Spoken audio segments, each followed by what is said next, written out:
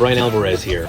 You're listening to the Kicking Out Podcast, a podcast about All Elite Wrestling, hosted by Tanner Lee, Paul Zartman, and Austin Shepard.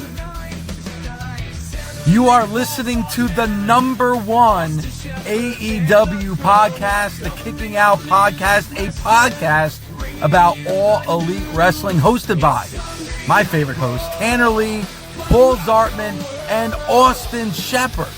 So if you want to know everything that's going on in the world of All Elite Wrestling, AEW, then you need to listen to the Kicking Out Podcast. Please tell Thunder Rosa I said hello.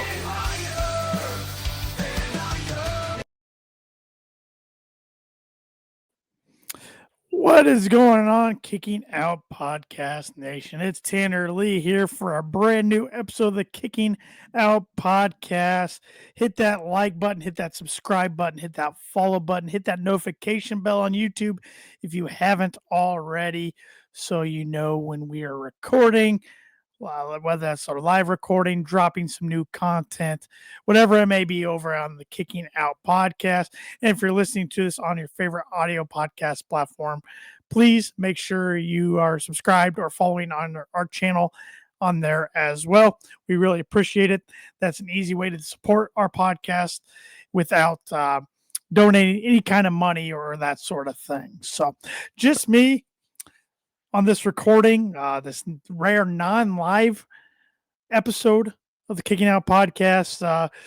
These days, I'll be quite frank with you, we're struggling a little bit with our schedules.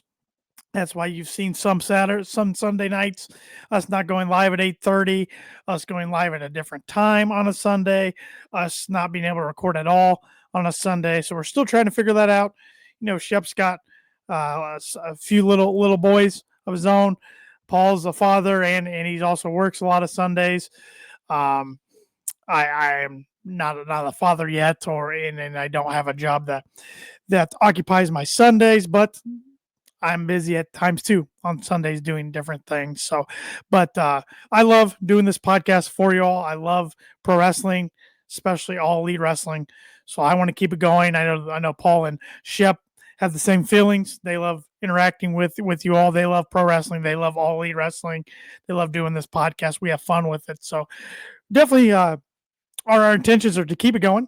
Just once in a while, you might have to bear with us, and we'll keep you updated if any changes happen. But and I got some fun ideas up my sleeve too for the YouTube channel exclusively. So make sure you're subscribed to our YouTube channel so you're getting the latest content, latest podcast episodes like this one, as well as the other content we might be dropping in the near future. So with that said, I just want to kick back, and I'm not taking any questions, of course, since we're not live and don't have any questions coming in, but I will be talking AEW, some latest news items to go over, and my thoughts on last week's Dynamite and Collision. And as we're heading to Blood and Guts coming up next Wednesday, we now know the field is set for not only the men's Blood and Guts match, but also the first inaugural women's Blood and Guts match. Long time coming. Glad we're finally getting that. And of course, the road to Full Gear is hot and heavy coming up on November 22nd. But let's touch on some news items, shall we?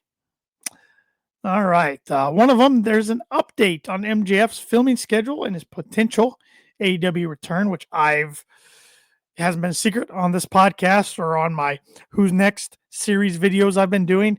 I think MJF is going to be the next world champion. I think he will take it off the AEW world champion right now, Hangman Adam Page. And I think we see him return at Full Gear. I don't think he has a match, but I think it's in Newark, New Jersey. He's from Long Island, New York, not too far away.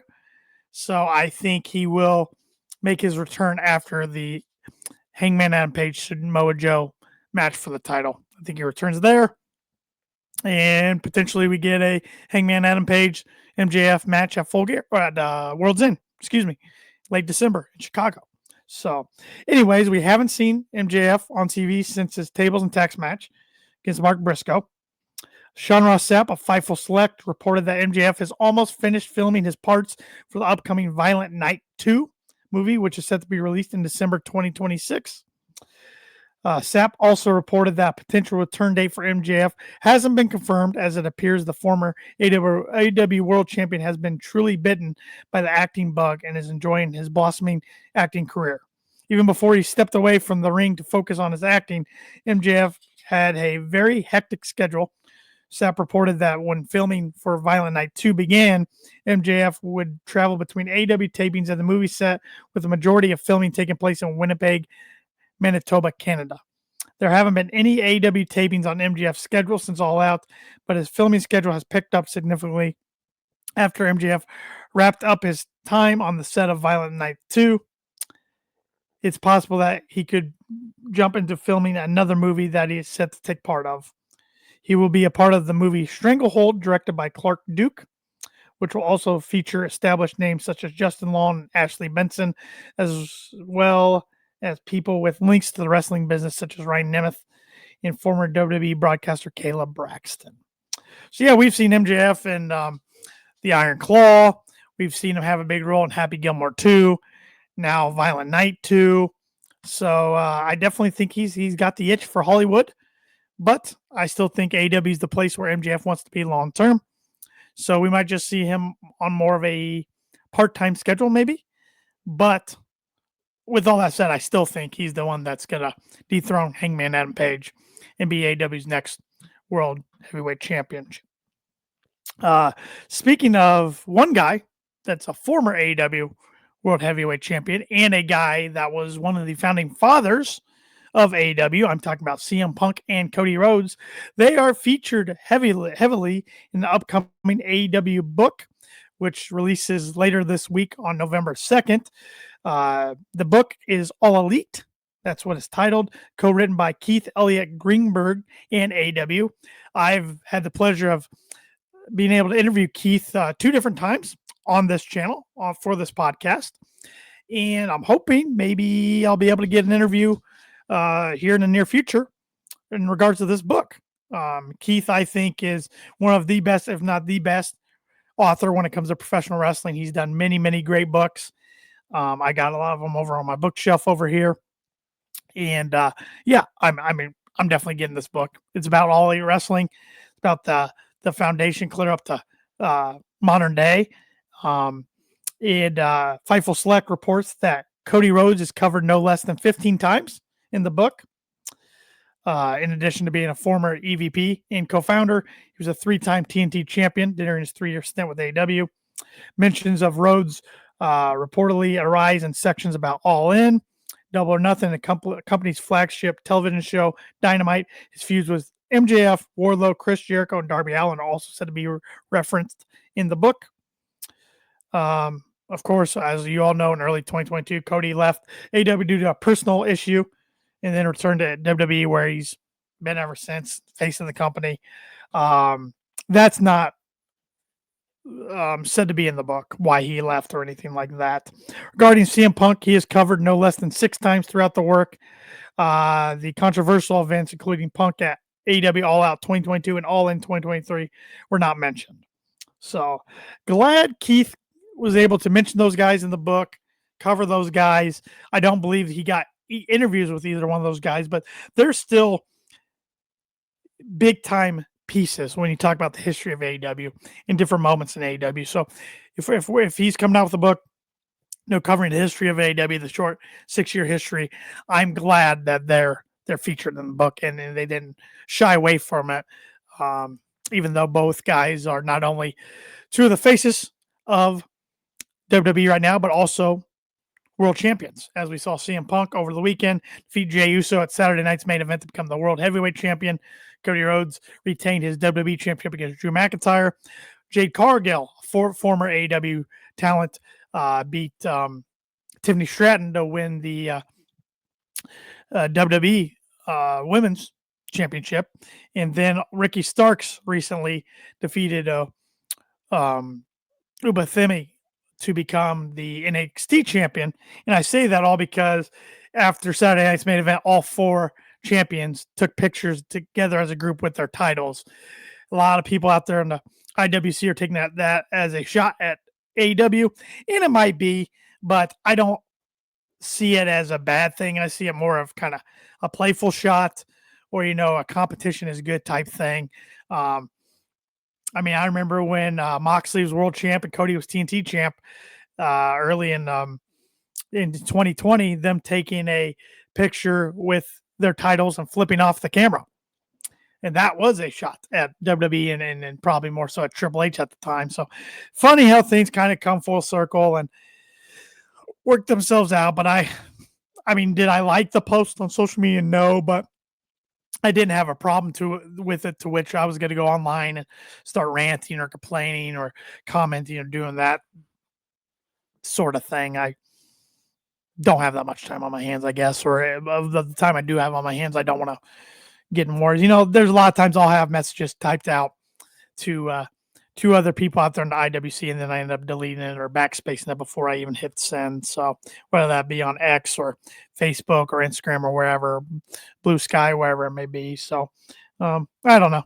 It is what it is. It's whatever. I didn't have a huge issue with it. Backstage update on AEW and Private Party. They've been off television for a long time, since dropping the titles to the Hurt Syndicate back in January. Outside of that, we've seen Mark Quinn and Isaiah Cassidy compete in some House of Glory event in March. Mark Quinn's drawn some attention due to his new physique. He's added a lot more muscle. According to reports, Fightful Selects reported that there's been interest from WWE. After rumors about their contract within AEW were coming up this year, there's been rumors of some interest there. They've taken some advice from MVP. Fightful claims as far as their contract goes, at the time of this writing, they're still signed to AEW. It's possible that their contracts don't end on the same date, as time off due to injury could factor into each man's individual deal. Neither Quinn nor Cassidy have made it known whether they still want to continue their time with AEW or not. But if the rumors are true about WWE's interest, they might first weigh their options before making a final decision. So, yeah, I think the tag division is clicking right now, clicking more so than it has in a long time. And it's kind of a bummer we haven't seen either of these guys in the mix. So, I don't know. I also got a backstage report here on an almost year-long absence from TV for former women's world champion Nyla Rose. I was outspoken about Nyla on one of the recent episodes of the podcast. I was thinking her and Harley Cameron would be a fun team in the inaugural AEW Women's World Tag Team Championships, the tournament for the championships. But of course, with the bracket coming out of the 8 teams, that wasn't the case, as Harley Cameron's with Willow Nightingale, and Nyla's not in the bracket at all. So Sean Ross Sapp of Fightful Select was asked about Nyla Rose's status with AEW during a recent Q&A session. And despite not being involved with the company in 2025, Sapp confirmed that Nyla Rose still is under contract with AEW. He noted that he hasn't heard any word of Nyla being brought up in creative meetings and simply looks to have been benched by the company with no acknowledgement of why. She has been away from TV for nearly 12 months. So, yeah, she has remained active those past years. She was one of many AEW stars to be featured on the annual Rock and Rager at Sea Cruise experience hosted by Chris Jericho, where she defeated both Lady Frost and Viva Van, but failed to take the Riot Women's Championship from Thunder Rosa in a Falls Count Somewhere match. Yeah, it's just frustrating. I know you can't find TV time for all talents, but you also have ROH, Ring of Honor. You would think somebody like Nyla Rose, there could be time for somewhere. So I guess we'll see what happens with her. What else do we got? AEW star Kenoshita Takeshita, set for a huge double title match at New Japan's Wrestle Kingdom 20. So he defeated Zack Sabre Jr. This past month to win the title, and looking ahead to Wrestle Kingdom 20 at Final Homecoming. That's where he defeated Goto. It's post-match celebration. Takeshita called out for his next challenger to show themselves. Per New Japan, IWGP Global Heavyweight Champion Yoda Tuji, I believe is how you pronounce his name. I'm probably butchering that. Answered his request for a title match at Wrestle Kingdom 20 on January 4th. To elevate the stakes, Takeshita challenged him to also put up his respective championship on the line at the event. So as such, the two are now set for a double title match at New Japan's biggest show of the year. I'm sure Shep will be pumped about that. He loves himself some Wrestle Kingdom, loves himself some Tokyo Dome, so loves himself some Takeshita. You can say Takeshita. So interested to get Shep's thoughts on that on the next upcoming episode we do with myself and Shep and hopefully Paul. Hopefully it's all three of us, but can't make any guarantees anymore with our schedules going on of how many members of KLP are going to be present on our shows. But it always is fun when we get the whole band get back together, all three members. So Wrestling Inc. came out with a most legendary AEW feuds of all time list. And this is the first time I'm looking at this list live here with y'all. So one they listed is Kenny Omega versus Hangman Page. Yeah, I mean, that was a huge storyline for the first 3 years in AEW. Played a part in the company's first real boom period in 2021, which saw Hangman eventually defeat Kenny Omega for his first reign as AEW World Champion at Full Gear 2021 in Minneapolis. Let's see here. Young Bucks versus Lucha Bros. Of course, Penta and Rey Fenix are now a part of WWE. But yeah, those two tag teams, great matches in 2019. That we saw Double or Nothing, All Out 2021, a heck of a cage match. The Double or Nothing 2019, so the AAA World Tag Team Championships on the line and in a ladder match. 2021, All Out was the cage match. Which else did we see? Which Lucha Bros won that match. We also saw a classic on AEW Rampage in 2022 in a best of 7 series involving Kenny Omega and also a pack for the World Trios Championships. So CM Punk versus MJF. Of course, Punk, I already noted and hit on it during this podcast back in WWE. But he and MJF, got going in 2021. By the end of 2021, MJF was already gaining some huge steam within the company. They had the dog collar match at Revolution 2022, in which CM Punk was victorious, and with the help of Wardlow, who slid Punk MJF's Dynamite Diamond ring. That started the split between Wardlow and MJF. We all know how that ended at Double or Nothing 2022. And then had Punk not got hurt and had the brawl out situation at All Out 2022 with the Bucks and Omega and Ace Steel. We were going to get a story with at least one more chapter between MJF and CM Punk, because as you recall, MJF revealed himself, came out as the devil and challenged, was going to be the next challenger to CM Punk after Punk won the title over Jon Moxley All Out 2022. But we never got that, even in with CM Punk being back in the company for the short while he was in 2023.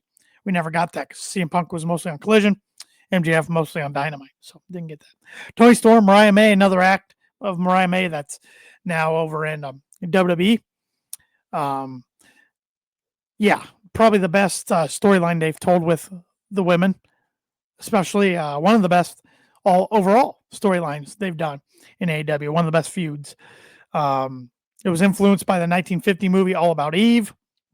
We saw Mariah May turn on Toni Storm, beat her up with a shoe, win the title from Toni at All In 2024. And she earned that title shot by winning the Owen Hart Foundation tournament. And that's where everything went awry after that. And then we saw Toni Storm dethrone Mariah May at AEW Grand Slam Australia in February 2025. Then they had their last match of the feud at Revolution, which was Mariah May's last match in AEW. which a lot of people argue to this day should have been the main event of Revolution and not Cope versus John Moxley, even though there was a tie in there with Swerve attacking Moxley afterwards to set up the match for Dynasty. So, speaking of Swerve Strickland versus Hangman on Page. Yeah, this thing been going on since they had their first match was at Wrestle Dream in 2023. Then we saw Texas Death 2023. We saw them Hangman won the Owen in 2024, tried to get involved in the main event of All In 2024, in which Danielson beat Swerve. We saw a challenge for that steel cage match in All Out 2024, which Hangman finally brought Swerve to his level of hatred by burning down Swerve's childhood home.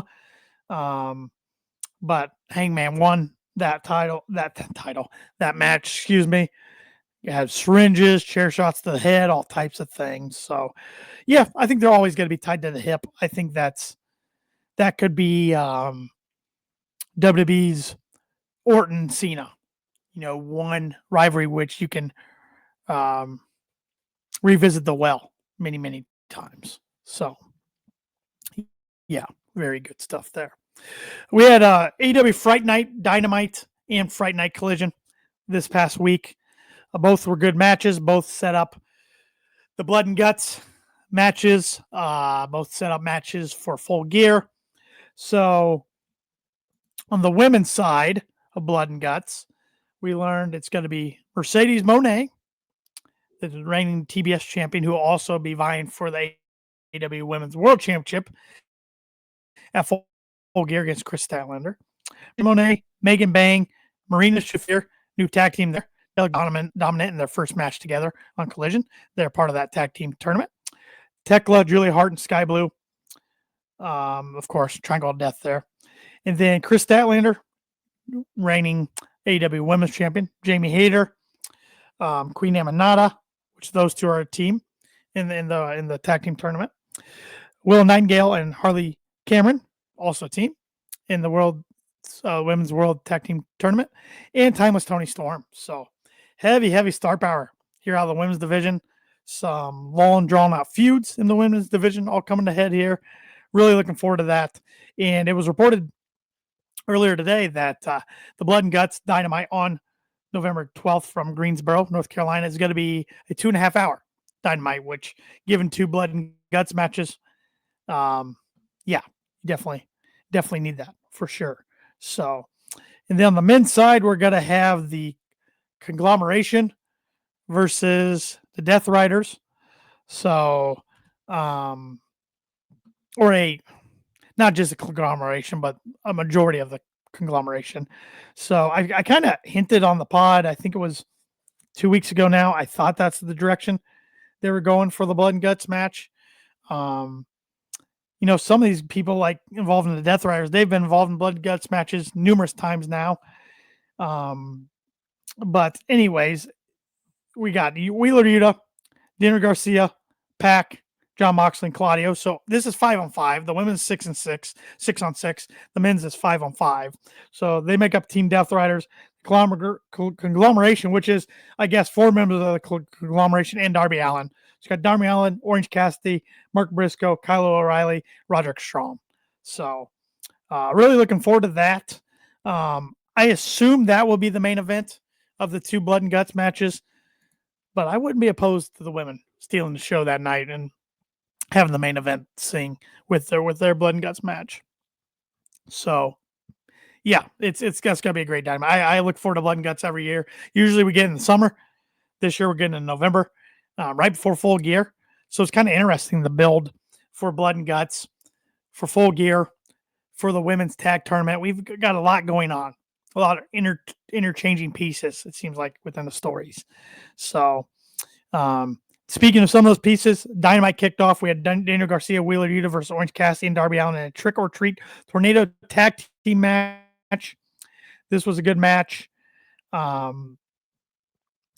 And of course, at the end, OC and Darby Allin were victorious, which they should be with the big household names they are for AEW. But this is where I got a problem with the Death Riders. Outside of Moxley and sometimes Claudio, the rest of the group, they don't get a lot of W's. They don't get a lot of wins. I feel like for me to take this group seriously as a threat, especially a threat to the company, a threat to wanting to make a change for the better, in their words, for the company, they got to start winning some matches. And they just haven't been.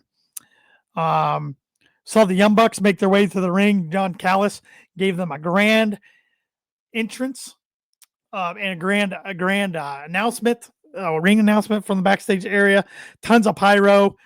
Don Callis is trying to recruit Matt and Nick to become part of his family, his ever-growing family, his family that's getting almost as big as the NWO back in the day.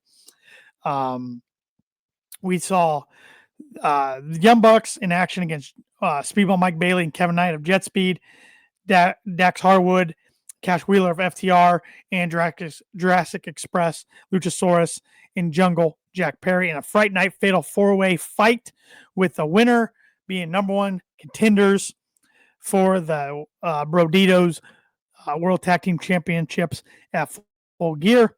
Heck of a match. Really enjoyed this match. In the end, FTR escaped with the victory. So we're going to get Brody King and Bandito Brodito defending their titles against FTR. So, and I'm taking my chances here thinking that Paul and Shep, neither one of them is going to be listening to this pod or watching this episode of this pod. So I will give you all a sneak peek. I mean, my mind could always change between now and November 22nd. But as of the time of this recording, I will be picking FTR in our Full Gear prediction show. I will be picking FTR as the next World Heavyweight, World Tag Team Champions.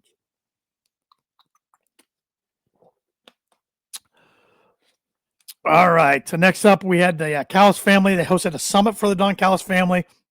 Callis had a painting there. All the members of the Callis family, which Brian Cage was outspoken about on social media, wasn't very happy about being sized down, in his words, in the painting.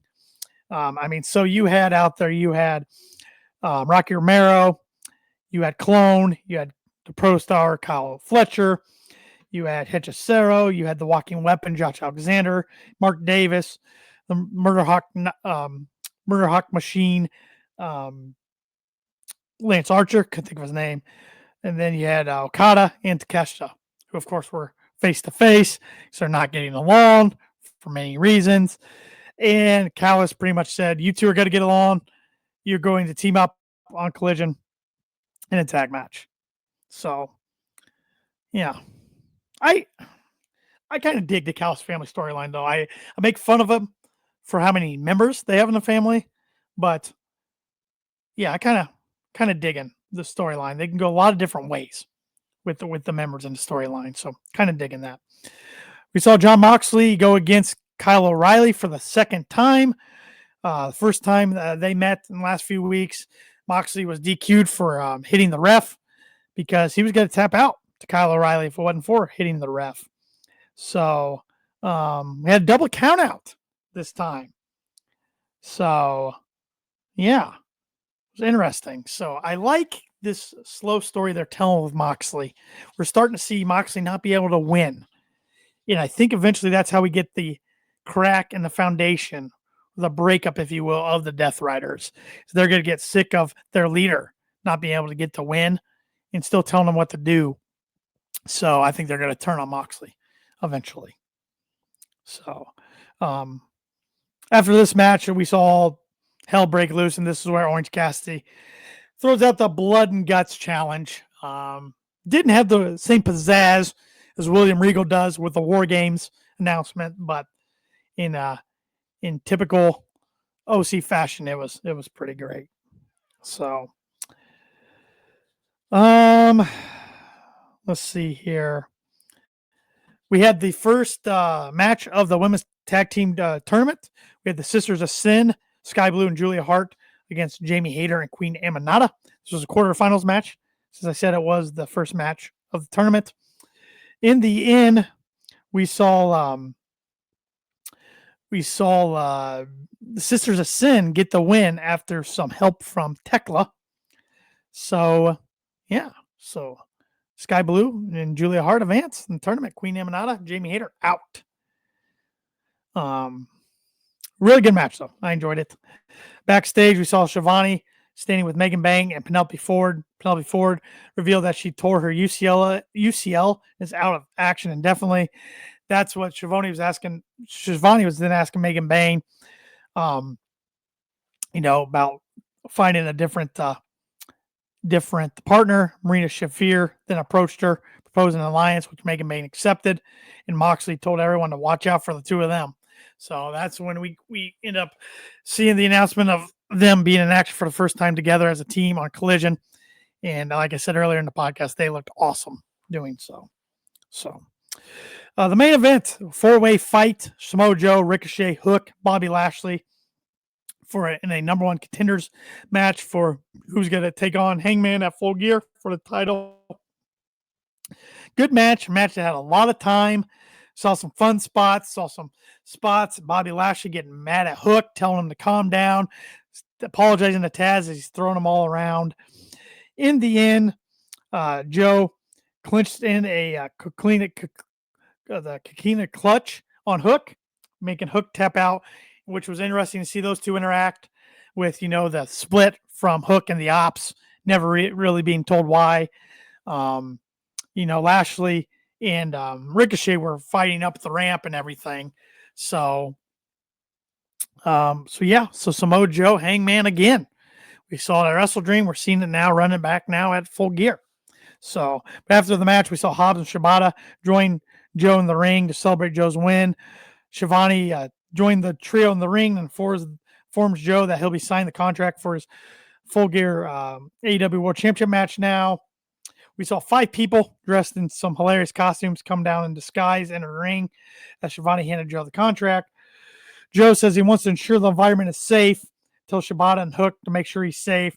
They beat down all the men in the costume, grab onto a person dressed up as Stay Puffed, the Marshmallow Man from Ghostbusters, because we saw Hangman back in 2021 dressed up as that, so they thought for sure Hangman was dressed up in the costume. Joe rips off the mask, revealing it's not Hangman. He clocks the man in the costume and signs contract. Joe tells Paige that the next world champion is staying right here before him, despite being the better man on Paige. Shivani then proposed a toast to Joe, and Hobbs grabs a bottle of beer for himself, Joe, and Shibata. Shivani grabs a beer out of his own and proposes a toast. When the camera zooms in, we see the person dressed as Shivani, or as the Phantom of the Opera, as Tony was dressed up as all night. Nice callback to a Halloween episode of WCW back in the early 1990s. It was, in fact, Hangman disguised as Tony. He rained down some right hands on Joe after kicking Hobbs and Shibata below the belt, and he continued beating him down until security ran in to the ring and held back Paige as the show went off the air. So I thought it was a great spot to end the show there. So a lot of fun with that spot. And Hangman and Joe running back Full Gear. Can't complain about that at all. Collision, we saw Takeshita and Okada defeat Bowens and Caster. Can't call them the Acclaimed yet because they still can't get along. As we saw in this match, those two came to blows during this match. Okada and Takeshita eventually got the win, even though Takeshita tagged and took down, or Bowens landed a super kick on Okada. Takeshita tagged in, took him down. Okada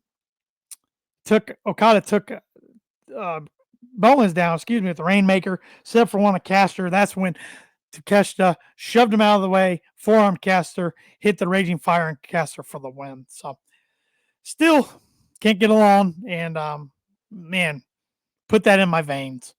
Take my money. I'm all for this Kenoshi Takeshita and Kazuchika Okada feud. Love it.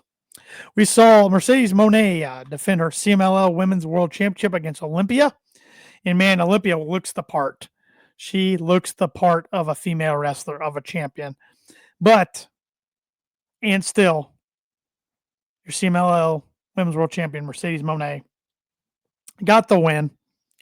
So, and Statlander was down around the ringside, and they had to stare down after the match.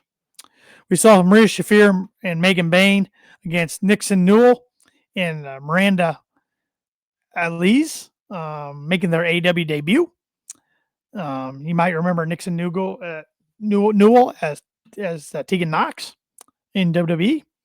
And Bang and Shafir won the match and looked dominant doing so. Megan Bang hit a Liger bomb, and Shafir put Elise in the mother's milk at the end of the match. And John Moxley was on commentary and was really enjoying himself, pretty much calling these two ladies must-watch television. So LFI versus Mark Briscoe, Roderick Strong, and Commander, with Mark Briscoe, Commander, and Roderick Strong getting the win over Dralistico, Beast Mortos, and Sammy Guevara. We saw M&M TV casting call. Madden was dressed as Taya, and Mansoor is dressed as Johnny. Casting call was answered by the Bang Bang Gang.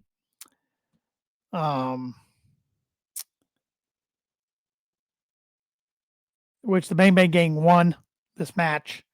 Ace Austin fitting in perfectly with Austin Gunn and Juice Robinson in this group. So still looking forward to when Colton can come back and when Switchblade Jay White eventually comes back. But in the meantime, Ace Austin's been a nice addition to the group, in my opinion. And this comes from somebody who was familiar with Ace Austin's name and what promotions he was in previously to join AEW, but I wasn't real familiar with his work, and I've really enjoyed him so far. We saw Bandito versus Mascara Dorada for the ROH World Championship. And these two luchadors in the main event put on a hell of a match. Bandito successfully retained his ROH Championship with hitting Dorada with a knee strike and a 21 plex for the win. So, man, Bandito, he won it. Won't win it. Won't win Wrestler of the Year by a lot of websites that do it out there, but you could certainly make a case for the year for the 2025 Banditos had becoming ROH champion, becoming tag team champion, AEW World Tag Team Champion with Brody Lee.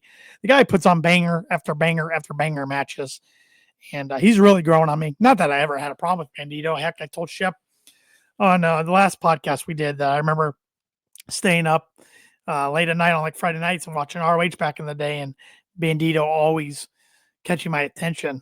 So I just always thought he had a great look for his character, and his in-ring work speaks for itself. So, and Dorada's a hell of a wrestler too.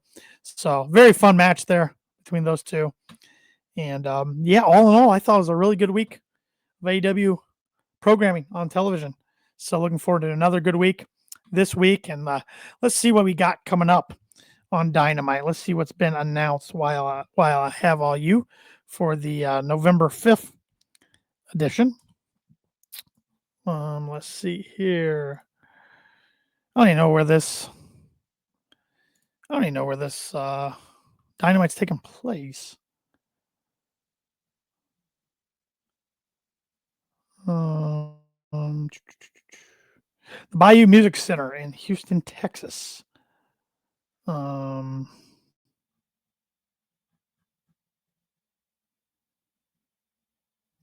it looks like the only thing I'm seeing, I'm going to check another source here, is a first round women's tag team tournament match between Athena and Mercedes Moné versus Harley Cameron and Willow Nightingale.